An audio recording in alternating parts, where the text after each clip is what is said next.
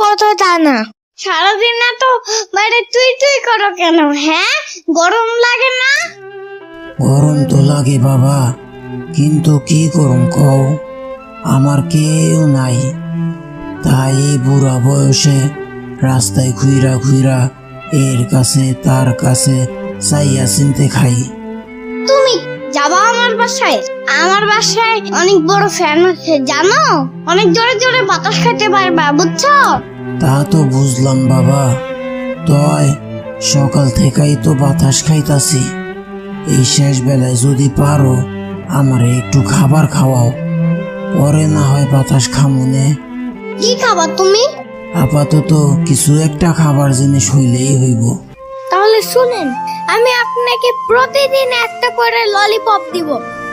Lollipop আবার কি জিনিস, একটু বুঝায় কও তো। তুমি কি বুঝবা, বুড়া মানুষ?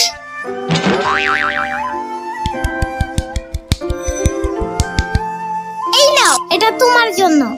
বাইসা থাকো বাবা, বাইসা থাকো, দোয়া করি তুমি জীবনে অনেক বড় হও, অনেক উন্নতি করো। উফ, এত কথা বলতেছো কেন? এখন চুপচাপ খাও।